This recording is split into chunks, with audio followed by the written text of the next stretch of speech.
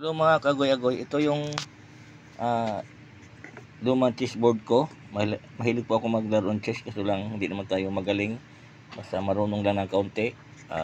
Libangan ng aking kaibigan, kumpare. Pag walang paso, pag diop, naglalaro po kami. Ayan. Tingnan natin yung laman. Matagal na po to sa akin. Ito po yung mga pesa. Ayan.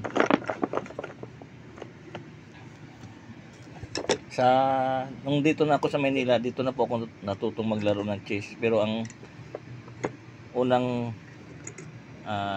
nilalaro ko sa probinsya ay yung larong dama. Ayan.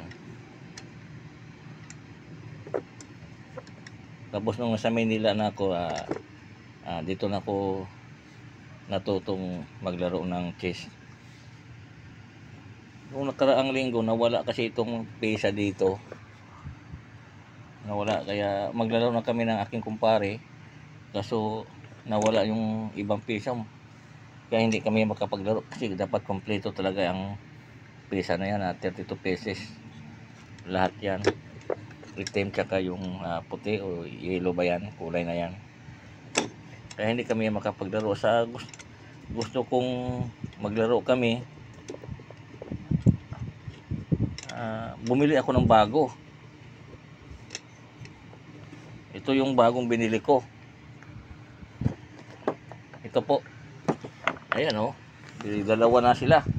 May luma na akong chessboard, saka may bago pa. Ayan. Tapos pala, sa hindi na sinasadyang pangyayari, mayroong yung walang pesa nitong luma. Nandoon pala nagwawalis ang aking partner, si Mrs. Nakita niya, nandoon lang pala sa ilalim ng upuan.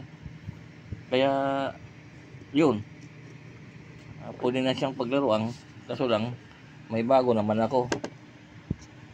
So ang ginagawa ko nito, ito munang bago, ito ng luma munang gagamitin ko pag maglaro kami.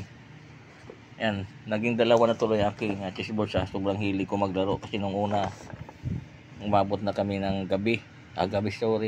Mula gabi hanggang umaga, naglalaro kami ng chess nung ako'y wala pang pasok sa trabaho. Yan lamang ang sinishare ko lang mga kaibigan.